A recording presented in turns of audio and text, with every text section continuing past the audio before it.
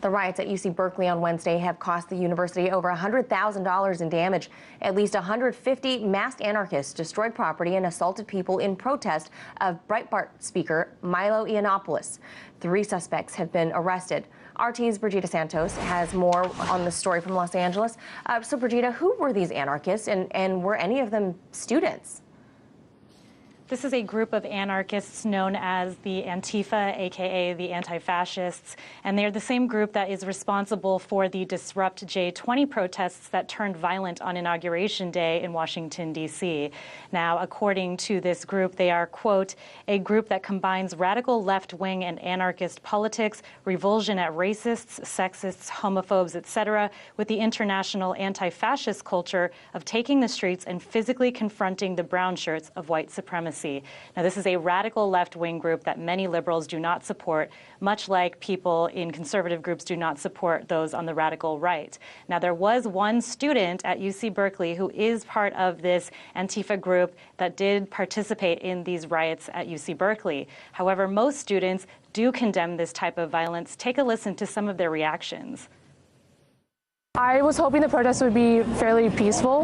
The whole point was to let Milo either not speak or just say that we are not supporting what he has to say on campus. I'm really disappointed how it turned out, though. Many people in the campus community feel that the Berkeley College Republicans, the group itself, is neo-Nazi, fascist, associated with Trump, and that we are fascists, and that therefore they view us as being utterly detestable, and that they don't want us on here on campus at all. There were a lot of Berkeley students around and they were watching, but I don't believe the majority of Berkeley students, wanted to commit these acts. This is our university, right? This is our tuition. We have to pay for these repairs. I don't think that the vast majority of students participated. It was mostly community members.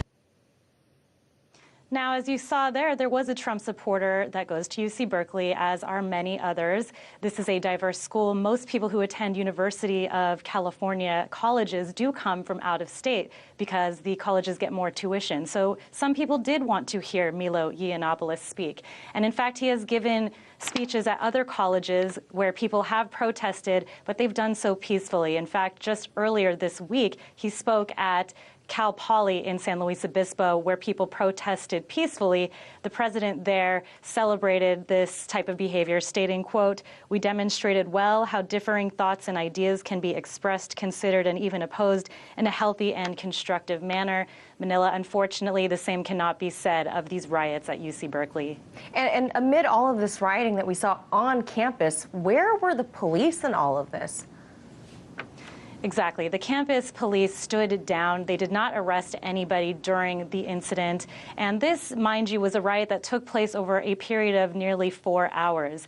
And they did not stop anybody or bother to intervene while people were throwing Molotov cocktails, breaking windows, and attacking some of the Trump supporters. So their behavior here has been criticized. Their response has been criticized. And of course, the university has come out condemning the violence, as has the mayor. But I believe that there may be an investigation coming soon into why the police on campus did not respond better and let this go on. Manila.